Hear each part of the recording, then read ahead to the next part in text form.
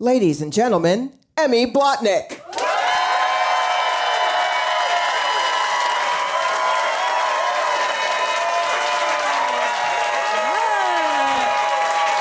Oh my God.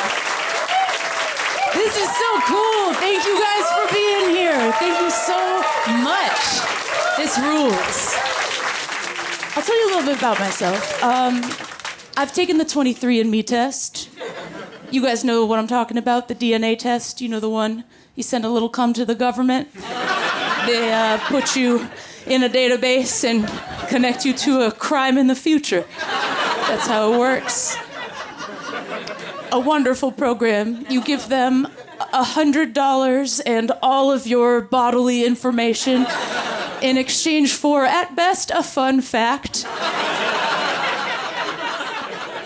And you do hope that fact is fun because you have sacrificed something so personal. I sent them my sample, and it takes 8 weeks, and I was really hoping for a fun fact. I know friends who have gotten those fun facts, and they never hesitate to tell you. You meet them at a party or whatever, and they're like, look at my pie chart. I've got little slivers from everywhere. Turns out I'm 1% Cherokee. I'm 0.5% Samoan. My dad is Pitbull. And you're like, no way, Mr. Worldwide is your dad? That's huge if true. And I wanted to tell you something like that. I thought that'd be a strong start. If I came out here, you'd all be interested. You'd be like, what's Pitbull's kid doing here? They sent me an email. It said, it was a solid pie chart. It was a big round circle of one color. And it said, you are 99.7% Ashkenazi Jew. Wow. Okay. Thank you for this warm reception. It doesn't always go this way.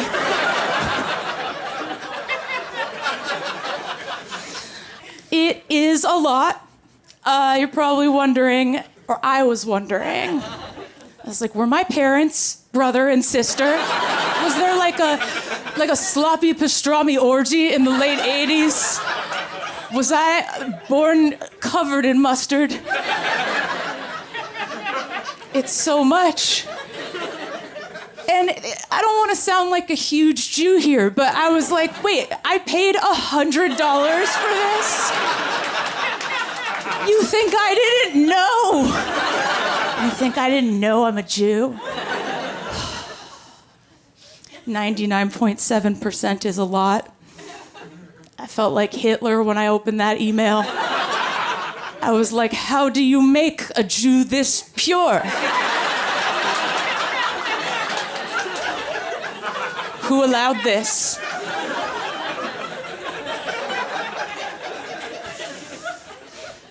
They left out 0.3%. They left out 0.3%, and I thought maybe that's the fun fact. But they circled all of Eastern Europe. And they said, you are 0.3% other. And you know it's more Jew. It has to be. So round up and give me the hundo. That would be a fun fact. That's something I could work with. I could show up at parties and be like, fun fact, I'm the Messiah. You didn't think it should look like this. I am in therapy, and it's good, but I'll take all the help I can get, you know? Like, I came here today straight from the Women's Community Center. I was at Sephora, and that's an important place. That's an important place for working women in New York City to be themselves. I like to go at dusk. I like to go after work, before the night. I go to Sephora, and they're always playing crazy music in there. They're always playing a song that goes like, oh, she's sweet but a psycho, a little bit psycho. At night she's screaming, na na na na na na na. And everywhere you look, women around you just turn into werewolves. People act feral in there. I saw a lady take a full can of dry shampoo off the shelf and just go like...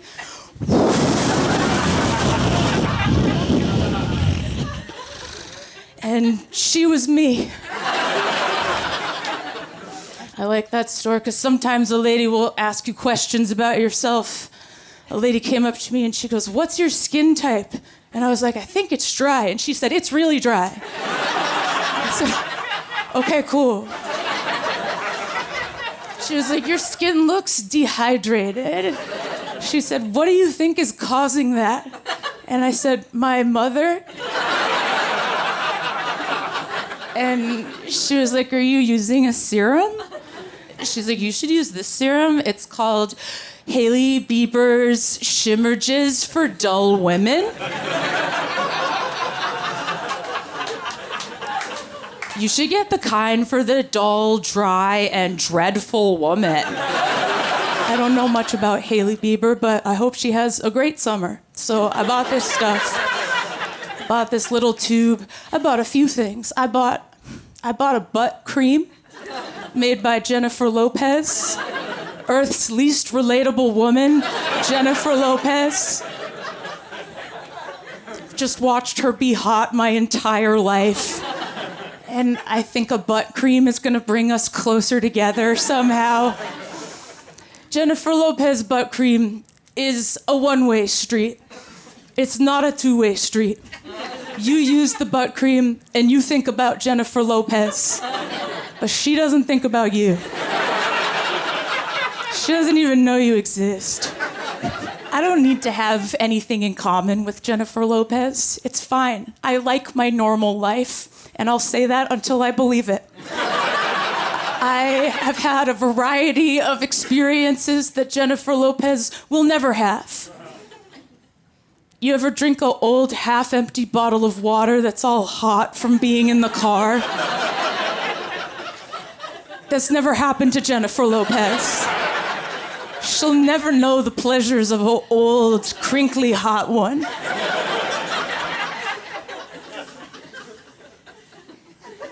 You ever cooking in the kitchen and you drop a crumble of goat cheese on the kitchen floor, and instead of bending over to pick it up, you just rub it into the floor with your sock? And you don't know if the cheese went into the floor or your sock. But all that matters is you can't see it anymore. So it's clean. That'll never happen to Jennifer Lopez. She is a housekeeper. If she drops a crumble of goat cheese, a housekeeper comes out and says, "Jenny, no, I'll get it with my sock." And then she buffs it into the floor. She's like, "You rest. You work so hard." You ever do wash and fold laundry? You ever drop your laundry off at a place and you give them a big bag with all your stuff, and when you get it back, the bag is so small. And you're like, "How do they do this? Is all my stuff gonna be here?"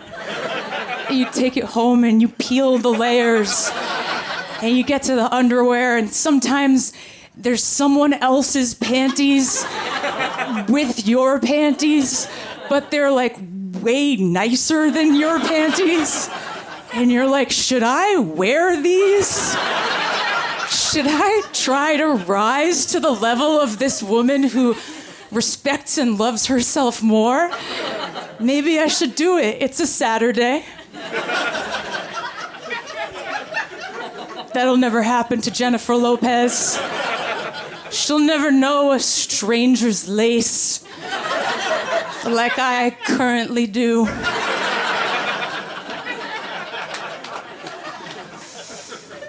So I bought the butt cream, I bought the shimmer jizz, I went to pay. The lady's ringing me up at Sephora, and she says, "Congratulations, with this purchase, you're now in an elite status tier." And I said, "What does that mean?" And she said, "That's when you've spent over $1,000 in a 12-month period at Sephora." And I said, "I did what? How many times have I been here? Fuck you. Fuck Thank you for telling me what I did.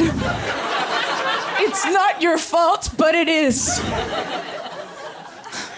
I've spent $1,000 at Sephora in a 12-month period, and I look fine. None of it's moved the needle. None of it's changed my life. No one has ever asked me my secret. It's messed up. Because if anyone ever did ask me my secret, I'd have to tell them I spent $1,000 at Sephora and I look the same. I look the exact same. My personality is worse. I will say I was a little bit more friendly when I had $1,000. But 6, by the way, 6 is the number of toenails you can paint before they ask you to leave. I like to share that tip. It's fun getting older in New York. I feel different. When you're young, you go to Sephora and you're like, I want glitter and a fun time. When you get older, you go to Sephora, you're like, I am a duck that's been in an oil spill. Won't somebody wash the crude oil from my feathers? It's fun, it's different. I used to get catcalled walking around New York. I would get catcalled by random guys. They'd be like, hey, baby. And I'd be like, you stop that. And it just stopped. I didn't know it would stop. It stops. I don't get catcalled anymore. I get heckled. Very different vibe. I'll be walking around doing errands, and random people will roast me like I have never been roasted before. Because it's New York. These are the best street hecklers on earth. I'll tell you what happened. I was leaving the Whole Foods on Houston, 10 o'clock at night. I shut it down. I had 2 bags of stuff. I'm walking out the door, but I'm in my head. I'm thinking about something weird I said 5 years ago. And the door's open. I hit the street, and a guy just locked eyes with me and said, I'm sick of you nervous-looking white hoes. And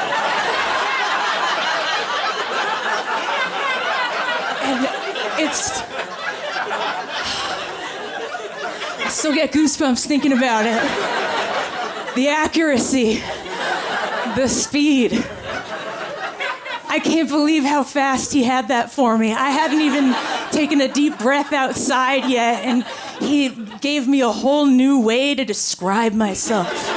It's just an amazing... You ever see your reflection in a stranger's words?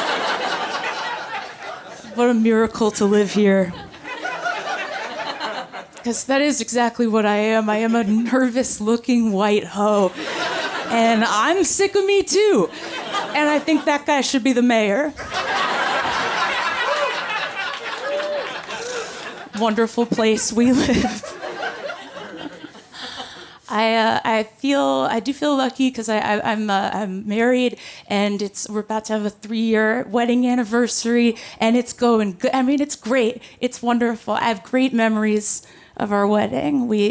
The whole thing. The one weird part was when we first got engaged, it was the first time I wore a ring that had like a stone on it, and the ring would spin throughout the day, and the sharp part was stabbing me in the soft part of the hand.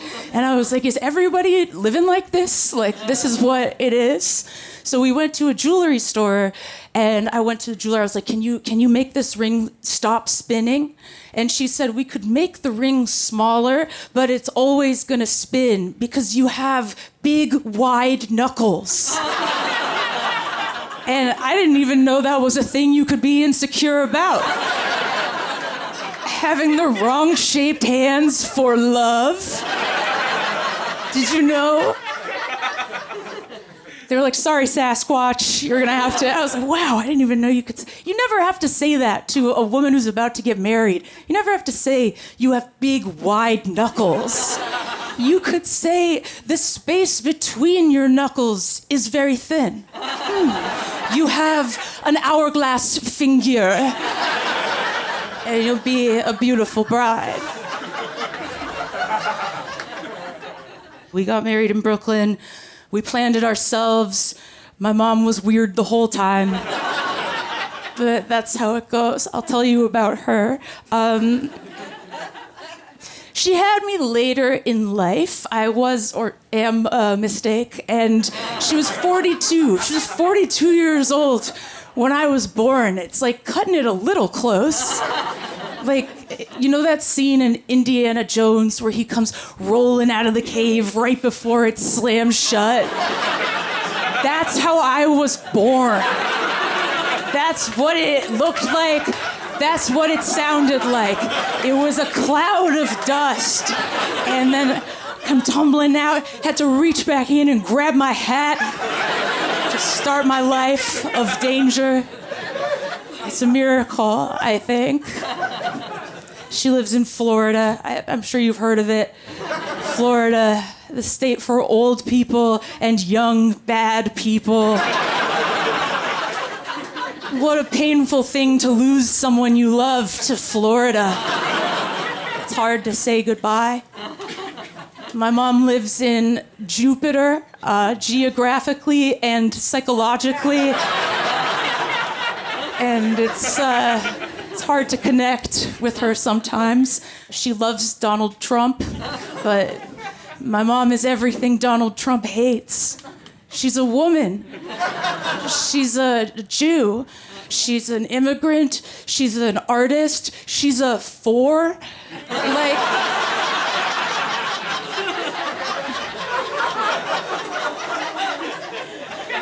And it is a miracle I turned out a 5. I don't want to sound like I take my life for granted in any way. I want you to know, she has heard that joke. My mom has heard that joke. She doesn't like it, but here we are doing it. So she found this joke on the internet, in the depths of the internet. I was so surprised she found it, because, you know, people in their 70s are not always great with computers, right? Like, you ever use your parents' computer and you see what they're seeing and you're like, you make sense to me now. You know? My mom, on her computer, on the desktop of the computer, there was a little folder icon, just one folder, and it was named Club Can't Handle Me. And I was like, what is this? And I clicked on it, and all that was in there was the Flo Rida song, Club Can't Handle Me. She found an MP3 of this song, and she was like, I don't want to lose this. And she gave it its own folder, and there are no other folders. Like, even Flo Rida would not give this song its own folder, and it's about him. Like, he's the one the club can't handle. So I was very surprised that she found this clip of me, and she called. It was a wonderful phone call we had. She called and she said, I heard what you said. She said, you humiliated me in front of all of my friends. And I said, how did they see it? And she said, I sent it to them. So it's fun, you know, she's a fun lady. I knew she'd be a great wedding guest.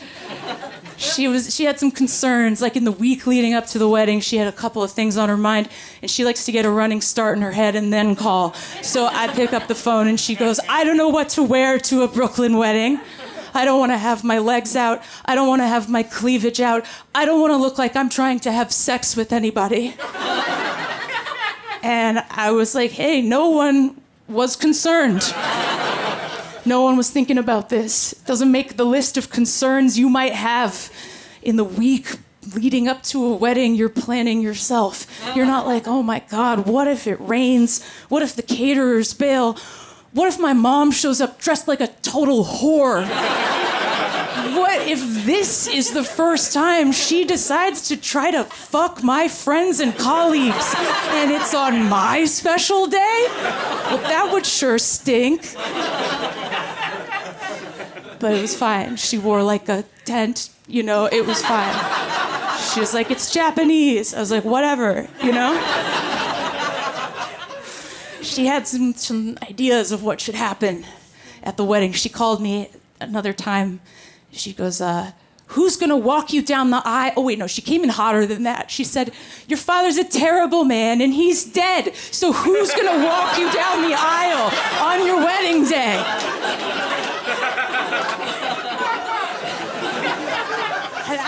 I wasn't concerned. I wasn't concerned about being walked down the aisle. I don't need to be handed off by a man to another man.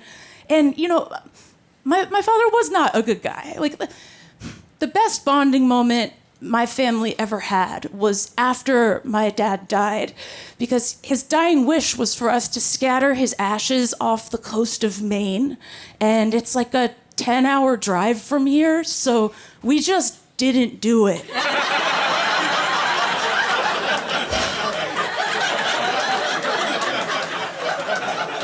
I have a brother who's in finance. Do we have anybody in finance here tonight? Oh, have I made it unsafe for people in finance to identify themselves? Is it so dangerous to say you bank in 2025? Yeah. My brother went into finance, and then he went into prison, and it's a shocking yet familiar turn. I should have seen it coming, I think, because there were some signs.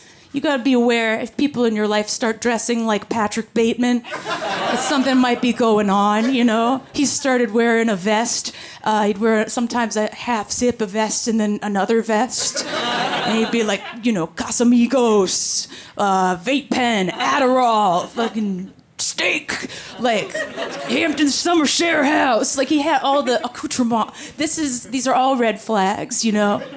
But it's also a little bit like, RuPaul says you're born naked and the rest is drag. Isn't finance, bro, just a type of drag? It's just a costume you can put on, and anyone can do it, but you'll never see a drag queen dressed like she banks, because it wouldn't be like a fun way to spend a night. Like, you'll never see a drag queen who's like, my name is Frank of America and I'm accepting deposits. But Goldman Sachs would be a good name.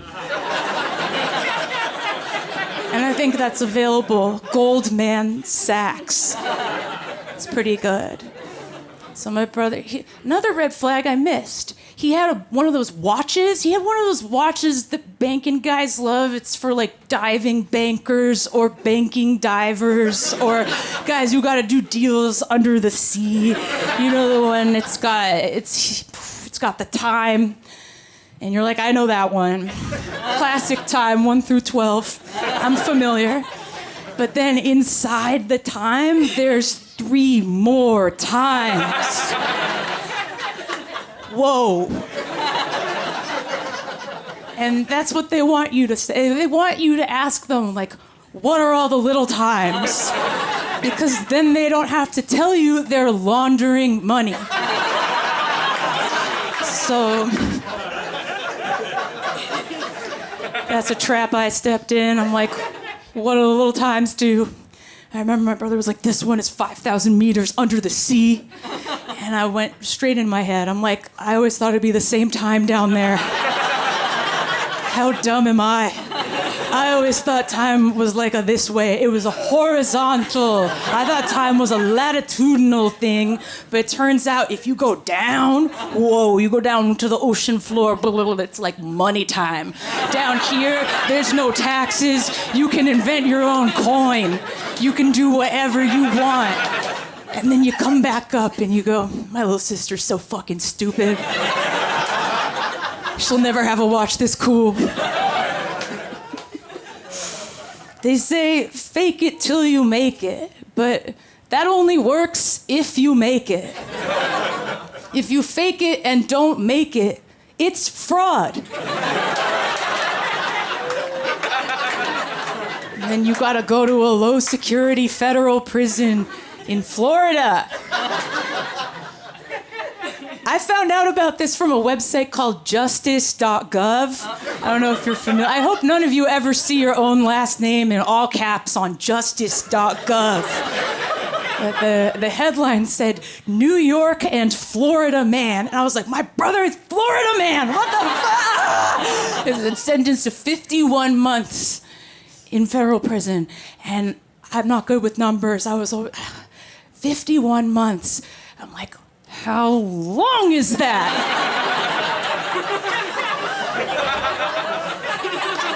My family is gripped in a crisis and you're gonna make us do division? How long is that? Why are we talking about this like it's toddler's clothing? How long is that? We wanted to be supportive. So we're going to Florida. I wasn't looking forward to this trip. And I asked a friend of mine who's a very successful comic. I was like, do you think it'd be okay if I brought my weed vape on the plane? I'm like, really not looking forward to this trip. And he was like, yeah, you can do that. I bring my weed vape on every flight. I vape on the plane. I was like, really? And he goes, here's how you do it. He said, you take your vape pen into the bathroom and you hit the pen, you blow it out into the toilet as you're flushing it, and the suction takes the vapor away so you can get away with it. And I was like, that's your tip? That's what you're telling me to do? And as I was doing that, I was like, man, I wish I didn't need to get high so bad right now that I would steam my face in stranger shit particulates. Like, this is not a long flight. New York to Florida, it's like a 2 or 3 hour flight. And I am choosing to huff fecal matter in blue juice, which is the welcome cocktail in Florida. And I'm like, what am I doing spending all this money on skincare if I'm just gonna flush my face in a shitter? So, it's pretty dark stuff. But he's doing fine. My brother's doing fine. He called me from prison. He was like, I was like, how's it going in there? He's like, good. I just got moved to a room with 2 windows. And I was like, I don't have 2 windows. What? How much is the rent at this place? I know that my family would probably rather I not talk about this. I know that. But there's a great reward to doing it because other people will tell me the scandals in their families, and I love it. There was one time I was leaving a show, and there was a family from the Netherlands, and they were like, good show, we have to go, our taxi is here, but we just wanted you to know that our aunt committed a murder. Good show, thank you so much. My husband and I, we got married, we went on our honeymoon, we went to Japan. That's a great place to go for anywhere, for a trip. You gotta go to, I don't know what I just said. It's getting cut, so... We went to Japan. We decided to take Japanese lessons on Zoom to get ready for the trip, and that's like one of the hardest things you can do is learn something on Zoom. Because here's how it works. A Japanese teacher says a sentence one time, then 14 people you've never met before each say it wrong, and then they go, now you go, and you go, I don't got it. I don't know what we're saying anymore. So I did 4 hours of Zoom Japanese, and I learned one sentence, and I'll teach it to you. You can use this. It's watashi wa Emmy desu, and that means my name is Emmy. And you won't know when it's being asked of you, so you gotta just come in swinging big. Everywhere you go in Japan, just show up and be like, my name is Emmy, woo! And just hope that they like that. So that's what I got. My husband learned one sentence as well. He retained kore wa kohi desu ka? And that means, is this coffee? Have you ever said that in your whole life? Is this coffee? When are you served a hot beverage by someone you don't trust? When does somebody bring you something to drink? And coffee announces itself so much more than other beverages, right? Because it's got a taste, it's got a color and a smell. You're never like, what is this? You know that it's coffee. But those are the two sentences we had going in. So I was like, I really hope this works out for us. I hope you get to Customs and Border Patrol in Japan and they go, you can come here, but you gotta answer 2 questions. Question 1, what's your name? And I'll be like, I got this. My name is Emmy. And then they'll be like, question 2. And they wheel out a hot, unlabeled carafe. And they're like, this contains a beverage, and you get 1 guess. And my husband can go, is this coffee? And then they'll be like, yeah, honeymoon unlocked. Come on in. That's what you hope. We really didn't learn a lot of words and phrases. We learned cultural lessons. We learned, okay, so what's your name, sir? Kevin. So if you ever go to Japan, they might call you Kevin-san. They'll add a san on your name. It's a show of respect, like calling you like Sir Kevin or Mr. Kevin. But the teacher said, you can't call yourself Kevin-san because, her words, in Japan, you don't show yourself respect. And I was like, I'm gonna love this country, I can tell. I'm gonna love it here. I'm gonna fit right in. She said, this is what the teacher said. She said, even if you are very smart and have lots of money and a beautiful face, in Japan, you never say a nice thing about yourself. And I was like, what a perfect nation. I wish we could be like that here. I wish we were humble like that. We're so the opposite here. I bet right now there's some like roided out alpha Chad teaching a bunch of Japanese kids English, and he's telling them the exact opposite. He's telling them like, even if you are dumb as hell and broke as fuck and you got a big ugly face, in America, you never stop telling people how great you are. Everywhere you go, you kick down the door and you go, my name is Kevin-san, bitch. And I'm having a fire festival tomorrow.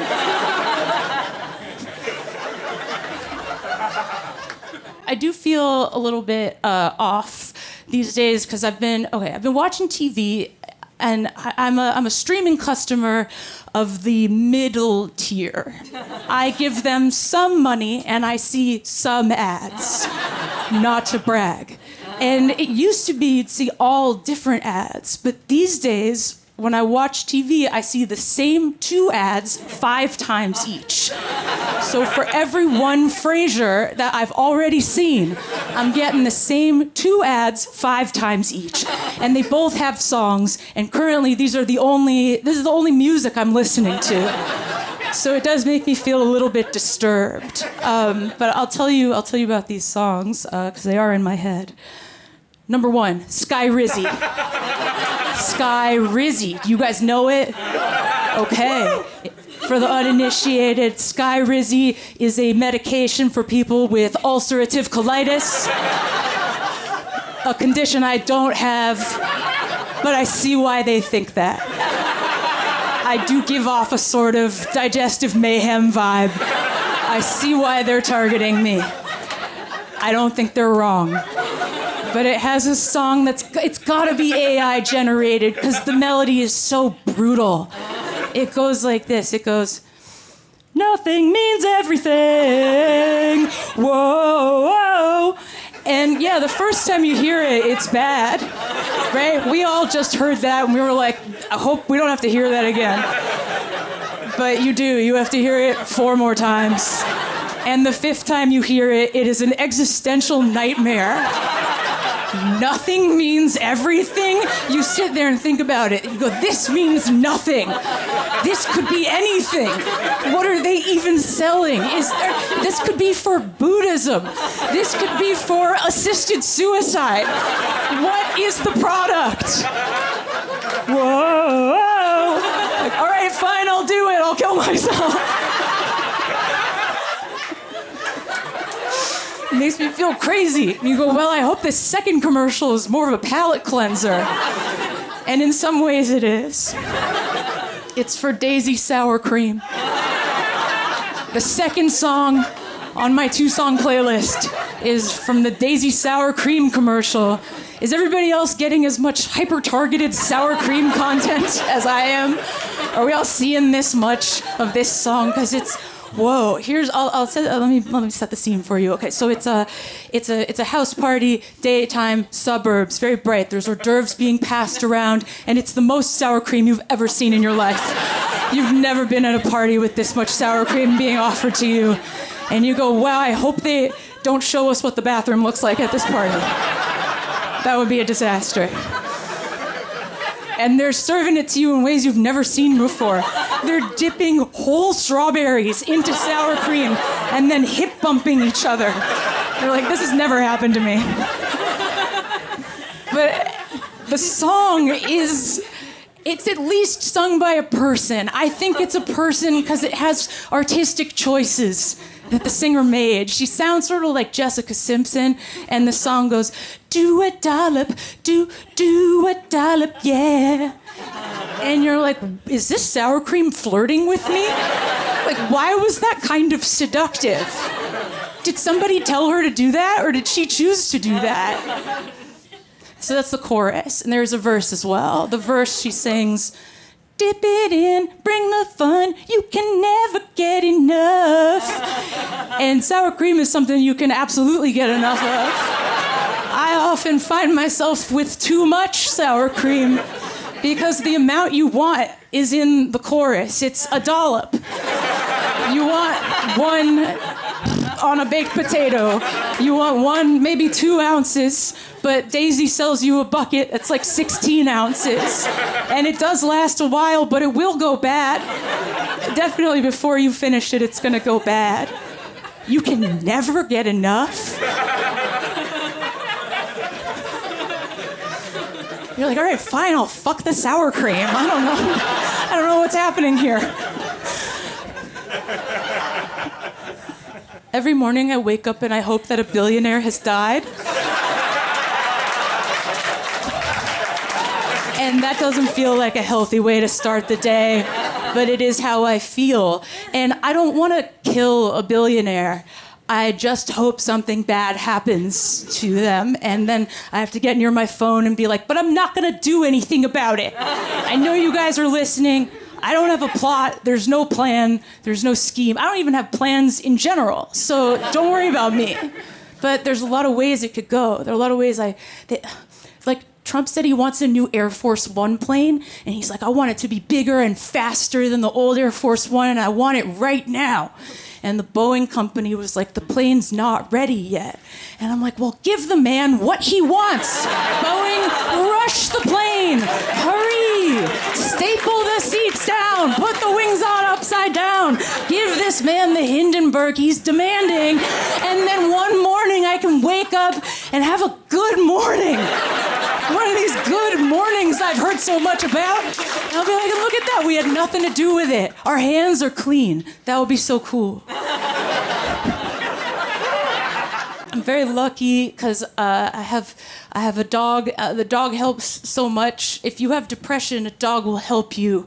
And if you have anxiety, a dog can't help you. A dog will feed you things to be anxious about because you don't know what's going on in his little head. I want to know, but you can't know. We go out sometimes and we'll get into chats with other dog people. Like the dogs will start sniffing each other, and you're like, should I say something to the owner? Like, am I supposed to try to connect with this person? And, you know, it's a whole art to the dog chat. You gotta, like, get in and get out and be nice and be a cool neighbor. And it's hard because it's dark and you're high and you're scared. And all the trash looks like rats. It's like the worst time to make a new friend. So sometimes my dog will hit it off with another dog. And I'm like, time to dog chat. Say something normal. And it always goes bad. My dog hit it off with a poodle, like a really nice poodle from like the Westminster Dog Show. It had like the round brush blowout, like a big poofy head and a tight little waist and a big fluffy tail. And it does sound like I want to fuck this dog. I was just happy they were getting along, and I was like, okay, time to dog chat. Say something normal. And I said, this is an amazing poodle you have. And the guy said, thanks, he just got groomed. And I said, that makes one of us. And then he pulled the dog away. And I was like, yeah, you should do that. That was a pretty weird dog chat I just did.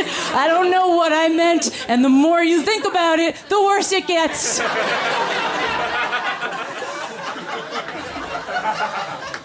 I think I was trying to self-deprecate, but the way I said it, there was a lot of collateral deprecation. Like, I took us all down in that one. I was like, I'm disgusting, you look gross, my dog sucks. Like, we all gotta step it up and serve something out here like your poodle. And you should absolutely walk away if someone talks to you like that. So that stays in my head. There's a lot of stuff you gotta worry about with a dog. We had to get him groomed. I didn't know how to do. He doesn't like the bath, so we called a mobile dog grooming van. I saw it in one episode of Queer Eye, and I'm like, I'm sure this is a fine business.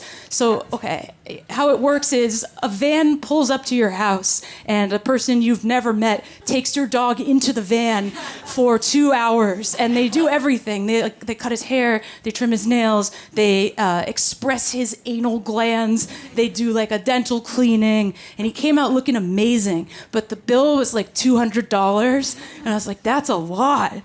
And then I thought about it. I'm like, you know what? That's actually not a lot, because a man had to fight my dog in a van for 2 hours. He had my dog chained to a sink by his neck in a van for 2 hours of violence and chaos. It's actually really reasonable.